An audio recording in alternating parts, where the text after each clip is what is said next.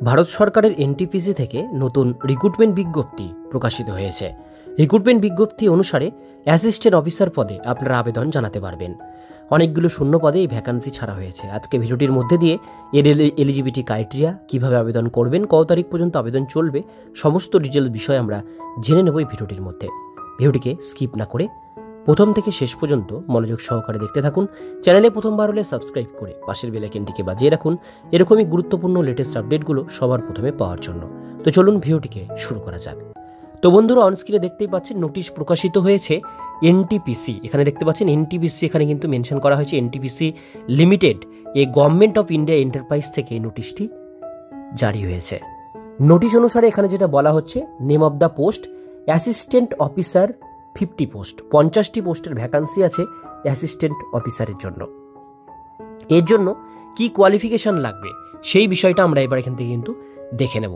আমি একটু জুম করছি আপনাদের বোঝানোর সুবিধার জন্য। এখানে দেখতে পাচ্ছেন, এখানে যেটা মেনশন করা হয়েছে qualification, full time engineering degree in mechanical, electrical, electronics, civil, production, chemical, construction, instrumentation from a recognise university থেকে আপনাদের 60% মার্কস নিয়ে এর মধ্যে যে কোনো একটা ট্রেডে আপনাদের যদি ডিপ্লোমা বা অ্যাডভান্স ডিপ্লোমা, পিজি ডিপ্লোমা করা থাকে, সেক্ষেত্রে অবশ্যই আপনারা এই পোস্টে আবেদন জানাতে পারবেন। আপার এজ লিমিট এখানে বলা হয়েছে 45 বছরের মধ্যে বয়সসীমা হতে হবে। লেভেল অফ রিক্রুটমেন্ট E0 গ্রেডে আপনাদের এটা নেওয়া হচ্ছে।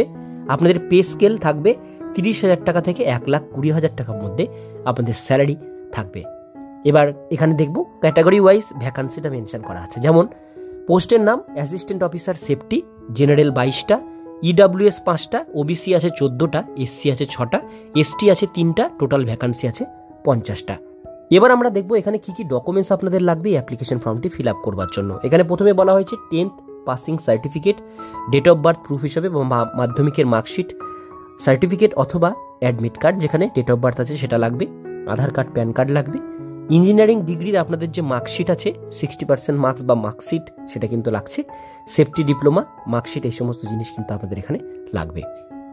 এবার আমরা চলে আসলাম ডান দিকে। এখানে দেখতে পাচ্ছেন আবেদন কিভাবে করবেন। আবেদন করবার জন্য আপনাদের এই যে ওয়েবসাইট দেওয়া হয়েছে, ওয়েবসাইটে যেতে হবে, কেরিয়ার নামক সেকশনে ক্লিক করতে হবে, সেখান থেকে অনলাইনে এটা আবেদন করতে হবে। অ্যাপ্লিকেশন ফিস দেখে নেব। জেনারেল, ইডাব্লিউএস, ওবিসি ক্যাটাগরির required to pay non refundable application fees 300 টাকা লাগছে যারা জেনারেল, ইডাব্লিউএস, ওবিসি ক্যাটাগরি তাদের। আর যারা এসটি, এসসি, ফিজিক্যাল হ্যান্ডিক্যাপ, ইএক্সএম বা যারা ফিমেল ক্যান্ডিডেট আছেন তাদের কোনো রকম ফিস লাগবে না, তারা এটা ফ্রিতে আবেদন করতে পারবে।